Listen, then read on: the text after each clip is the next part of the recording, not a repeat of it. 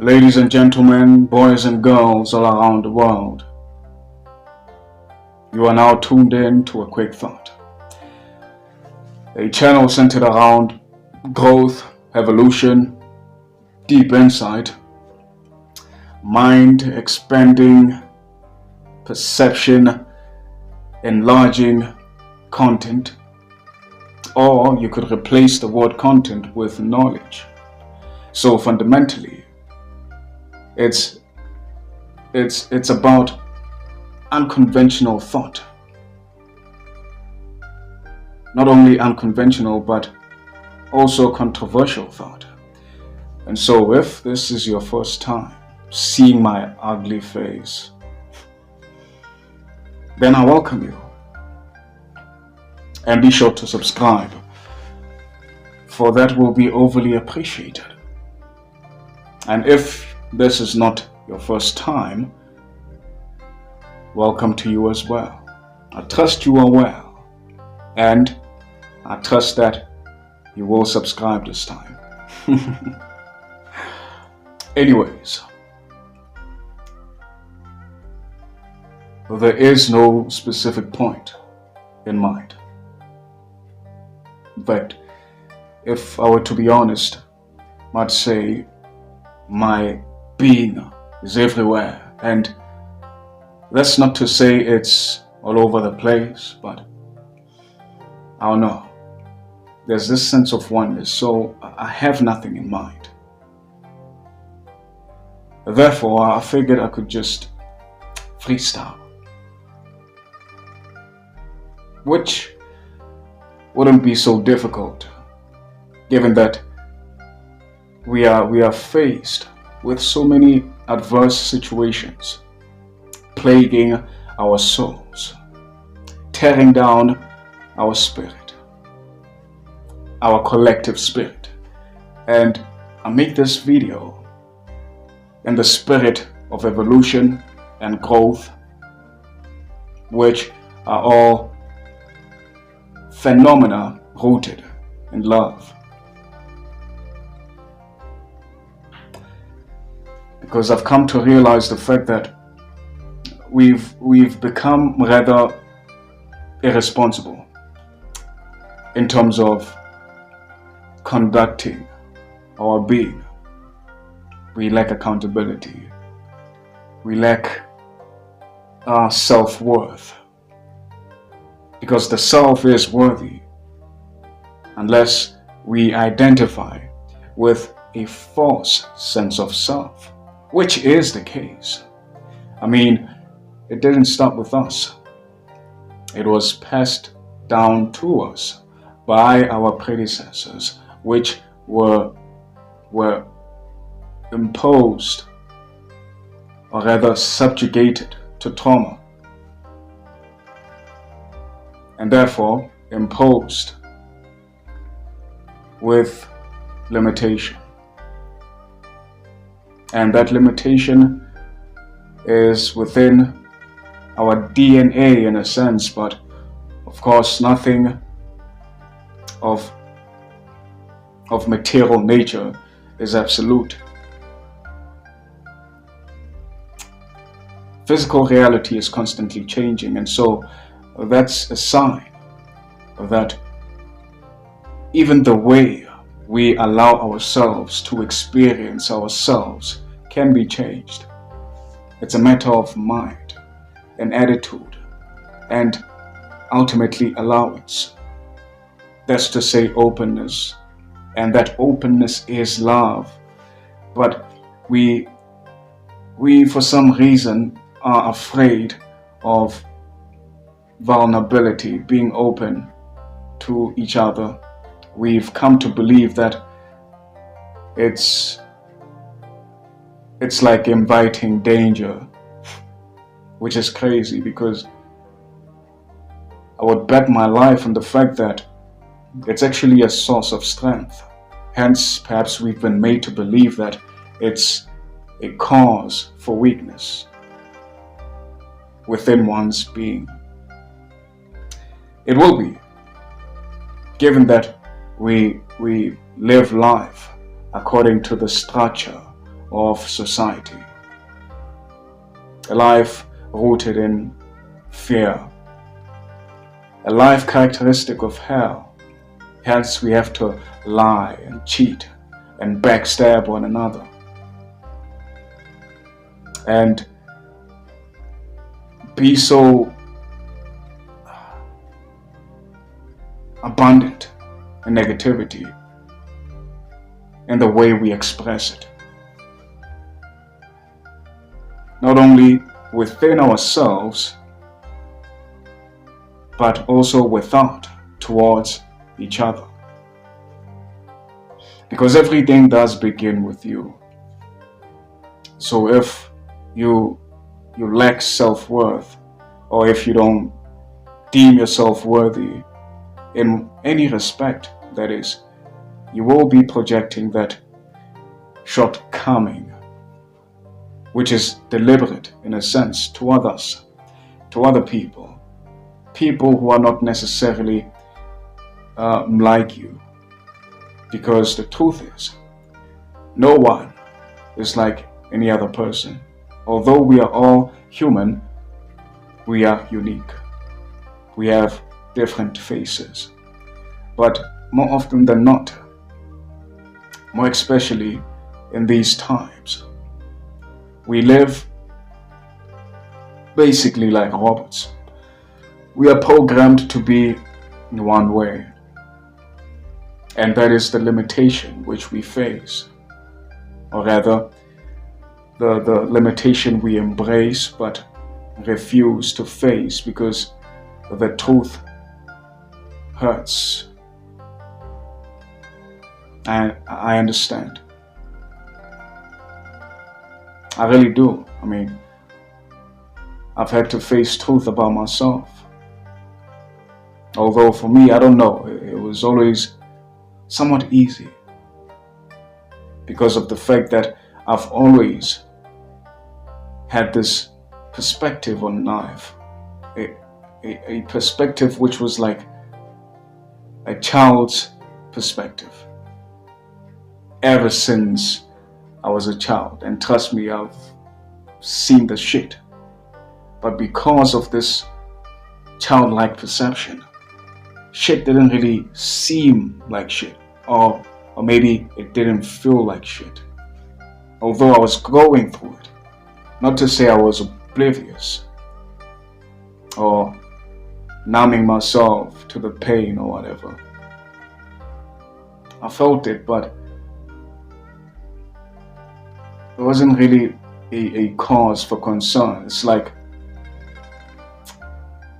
I intuitively knew that none of the suffering was equivalent to the blessing of life. And so I've come back to that being once again, or to that way of being rather, because I forgot. I'm not gonna lie. I ended up leading myself astray. And I say I ended up leading myself astray because I take accountability for the things that I did, not knowing better. But it doesn't change the fact that I did them.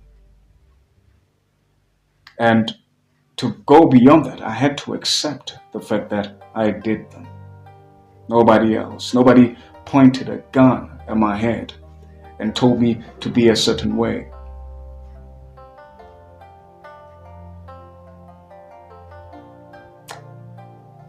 And so, ignorance towards truth, which is reality, will keep us stuck on a collective level now, which is needless, given that we are making things which are supposed to be life-giving, turning them into constrictions. Take community, for example. We nowadays come together not for joyous living and harmonious relations, but for gossip and scarcity validation. Like we justify our conditioning and the trauma that we identify with by the mere fact that we are not alone in it. And so we are hurting together, and let's keep hurting together. And the prospect of healing beyond that, which is something that we are not familiar with, must go to hell.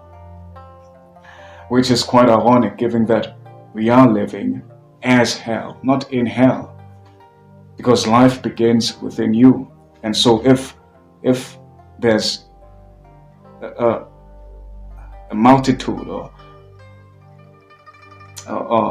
countless people rather living in a specific state, it doesn't really have to be the same in degree, but in nature, if there are people living in a particular way, then life on the outside will look to be that way, because we validate that, and the majority wins, right?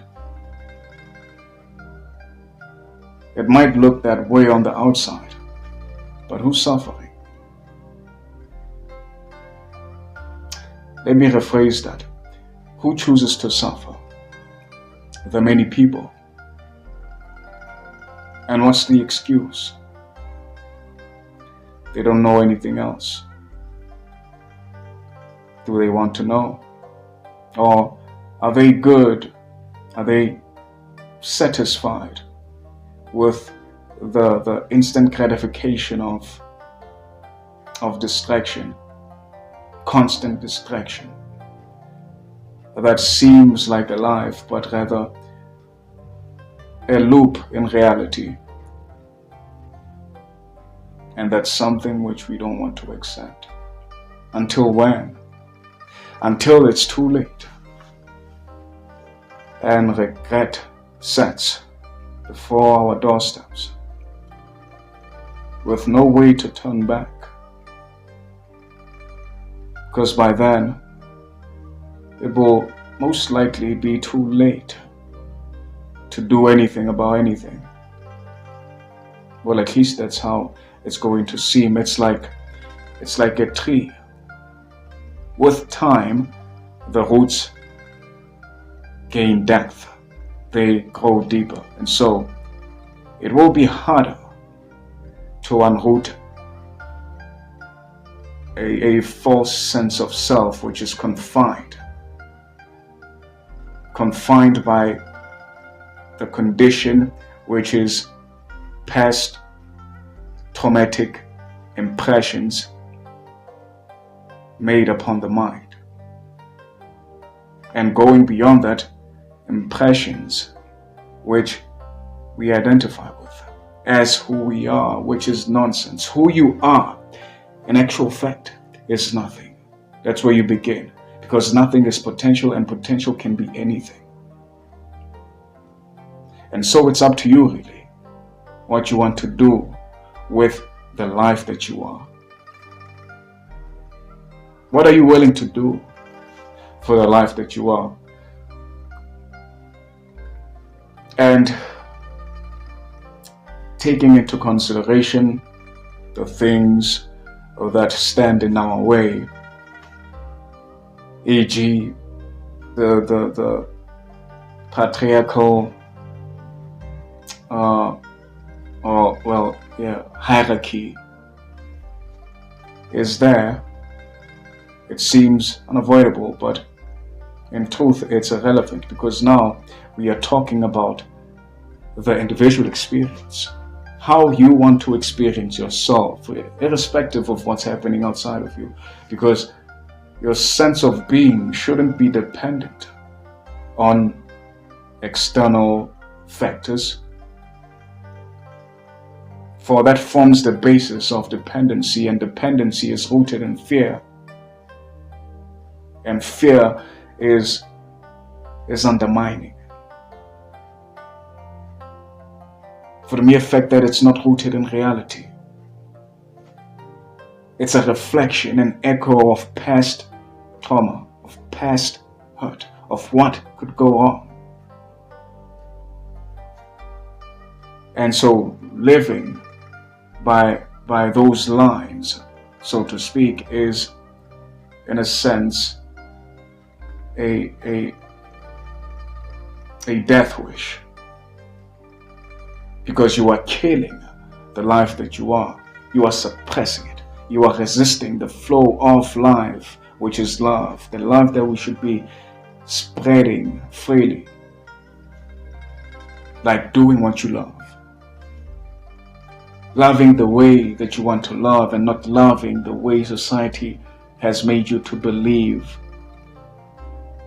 and not expecting love to be what it has been painted out to be by movies or by novels, or the most typical example being media, the things that we see on the internet. Stop envying other people. You might lie to yourself that you are being inspired, but let's call a spade a spade.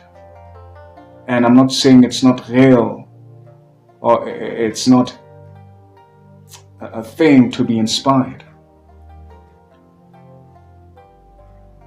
But as far as we are, most things are not what they seem or what they truly are for us. Like love, we say we love you to one another, but in actuality, what we are saying, or what's really happening behind what we are saying, is we are merely attached because we relate from a point of scarcity.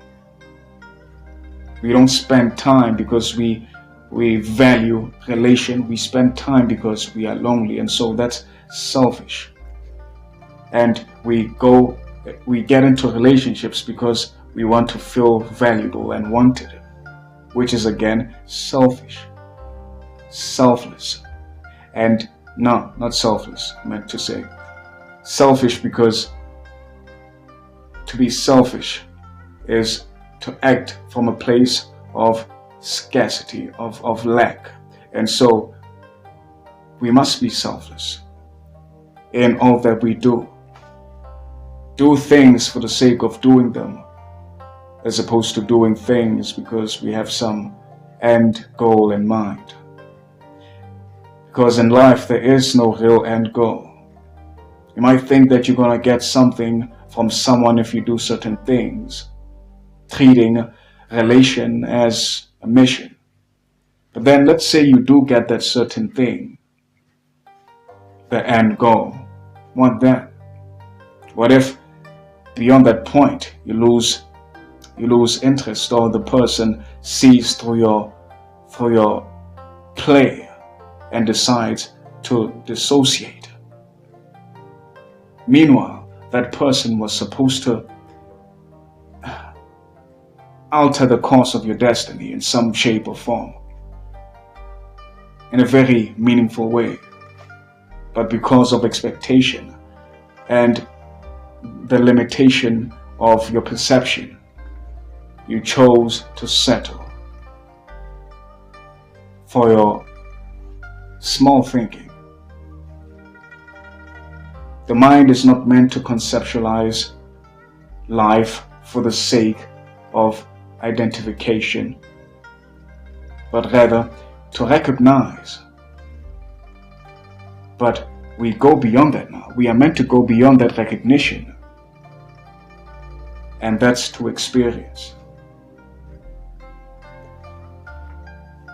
With that being said, I think I've shared enough for the day. Looking at the time, I will have to cut the video here. As always, love and light. Do subscribe. Until next time. Cheers.